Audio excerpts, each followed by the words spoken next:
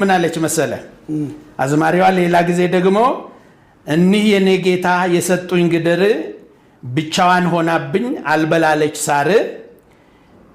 አጭጄ እንዳልሰጣት አይኔ ሆኖ እውር አለች አይነ ስውር ስለሆነች ስለዚህ አይ ብቻዋን ሆነባት ድገሙላት አሉ ሁለት ተቀበለች ማለት አዎ በእንተና ተቀበለች ማለት ነው አዝማሪዎች ደግሞ በድሮም ጊዜ ከክነ ጥበብ አንፃር ነው በዜማ ያሳባቸው ይገልጻል ዘፈን ነው በግጥም ነው በዜማ ነው የሚያስተላልፉት ሐሳባቸው ይሄ በጥንት ነገስታት ዘንድም ነበረ እና ነገስታት ራሳቸው የሚሆንባቸው ነገር መዝሙር ምንድነው ይሄ ጠጅ ቤት ዘፈን ቤት አዝማሪ ምን አለ ይባላል አዝማሪ ያንን ዕውቀቱን ያን ችሎታውን ምን ያደርገዋል አንድ ላይ ጨመቅ ያደርገውና ይወረውራል ፖለቲካ ነክ ነገሮች ሊወረውር ይችላል ስለ ፍትህ ሊወረውር ይችላል ሊናገር ይችላል ስለ ሰዎች ቸርነት ስለ ነገስታት ቸርነት ሊናገር ይችላል ስለዚህ ቀደም ሲልም የነበረ ነው በቀድሞ ጊዜ እንደሱ አይነት ይታያል ለምሳሌ በቀድሞ ጊዜ እና በአሁን ጊዜ ልዩነቱ ምንድነው በቀድሞ ጊዜ ሐሳቦችን ፍትህ ሲጓደል ችግሮች ሲኖሩ ወይ ሙገሳ ሲኖር ቆይ ይገለጻል ለምሳሌ አታስታውሳለህ አንድ ጊዜ ዶክተር አብይን በቅኔ እንትን ያደረጉ አንድ ቄስ ከጎንደር መጣው ቅኔ የዘረፉ ለዶክተር አብይ ቅኔ በዛ መልክ ለነገስታት ይዘረፍ ነበር ብዙም ዘፋኞችም ዜማ ተቀኝተዋል አዎ ዜማ ተቀኝተዋል በትግርኛ በአማርኛ በኦሮምኛ አድርገው ስለ ዶክተር አብይ ስለ ለማ በደንብ ተገልጿል ምንም ተቃውሞ አላነሳንም በዛ ጊዜ ጸጥ ብለን ያለፍነው ለምን ተሞገሱም አላልንም እንደሱ አይነት ነገሮች ነበሩ ማለት ነው እና በድሮ ጊዜም ነበር ለምሳሌ በአጼ ምኒልክ ጊዜ እንግዲህ ካህናት በድሮ ጊዜ ካህናት በቅኔ ይገልጻሉ ቅኔ ይዘርፋሉ ይባላል እንደገና ደግሞ አዝማሪዎች በተለያየ መንገድ ይገልጻሉ አይ መልካም አንተ እንግዲህ ቄስ ወደ ስብከት ወንጌል ሳትመጣ ወደ አርቱ ላይ ጠጋ ያልክ ሰው ነበር ወይ ሙዚቃ አትወድ ድራማ አዘጋጃለሁ ድራማ ጽፋለሁ በቸርች ውስጥ ነው አክቹአሊ ቸርች ውስጥ አሁን ድራማዎች መንፈሳዊ ድራማዎች ሲሰሩ ስለ አገልግሎት ስለ አገልጋይ ስለ ጋብቻና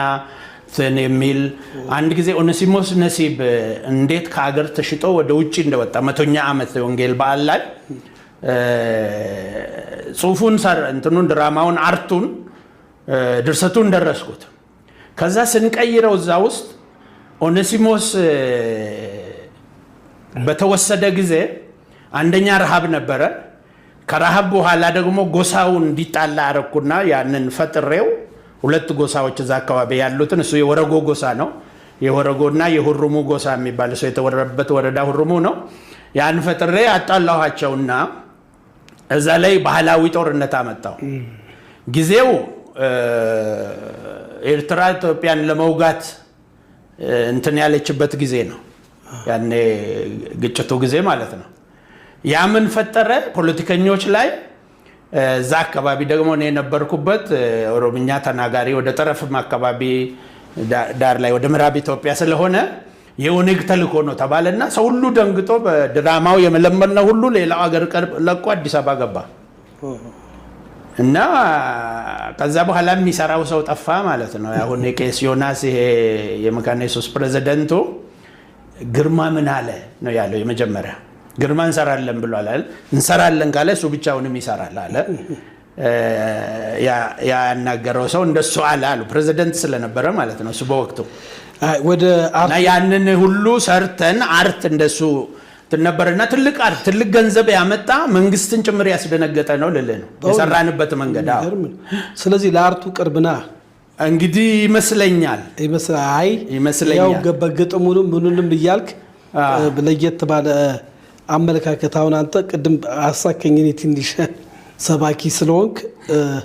ዘፈን ማይሰሙ ስል አልፎ አልፎ ሰማሉ አልኩለት በመኪና ውስጥም ብትሄድ ረጅም ርቀትም ተጓዥ ነህ በታክሲ ውስጥም በምን ውስጥም ሰሪያ ብለ አልበም ባትገዛ